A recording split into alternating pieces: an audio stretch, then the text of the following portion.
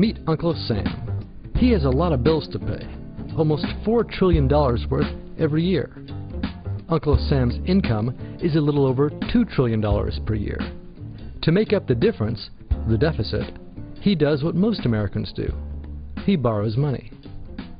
When Uncle Sam takes out a loan, he calls it a bond. Bonds can be held by banks, investors, or even foreign governments. Uncle Sam has to promise to pay interest on these bonds, just as you do on any loan you take out. Ever consider paying your mortgage with your credit card? That's exactly what Uncle Sam does. He takes out new loans, new bonds, so that he can make payments on the old ones. All those loans and all that interest adds up. Right now, Uncle Sam owes about $14 trillion. To put that in perspective, 14 trillion is about the same as the national GDP, the total value of all the goods and services produced by the entire American economy in a year.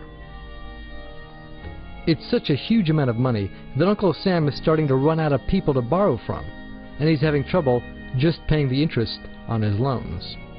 Historically, Uncle Sam's income has come from taxes.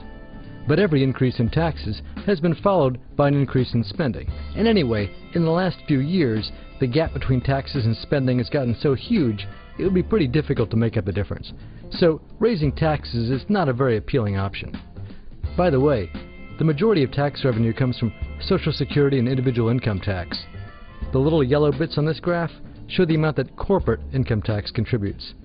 Remember that the next time Uncle Sam's friends in the business community tell you that you should pay more taxes, but that they shouldn't. Anyway, Uncle Sam has one more way to make money. Just make it. He can place a phone call to the Federal Reserve, which is our central bank, and like magic, money is created and deposited in banks all around America. The problem is that the more of something there is, the less it's worth. Same goes for the US dollar. The more dollars there are, the less each one will buy.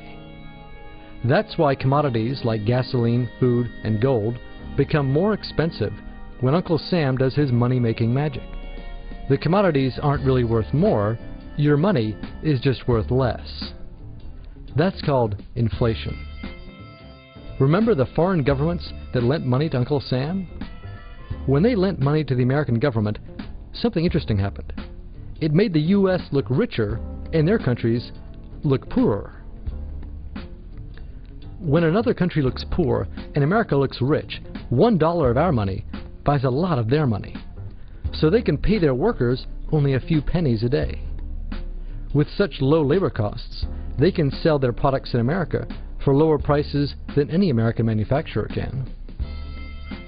The easiest way for American companies to compete becomes to move their factories overseas and pay their foreign workers a few pennies a day too. This causes a recession.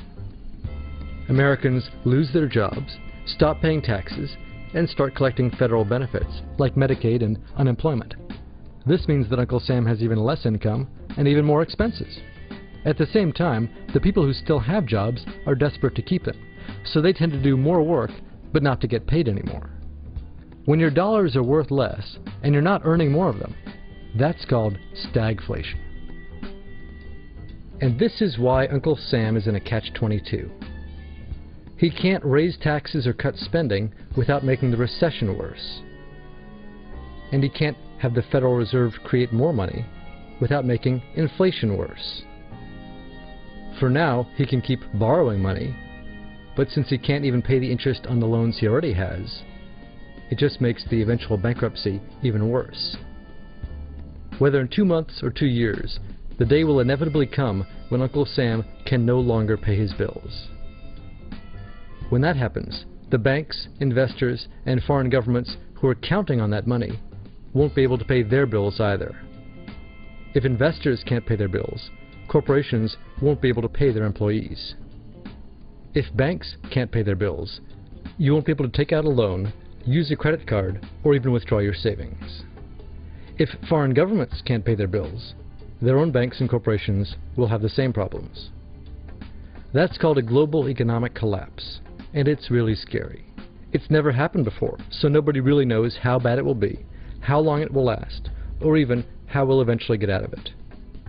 The only thing we can do is to educate ourselves, try to figure out what's actually going on, and to prepare for what may be very extraordinary circumstances.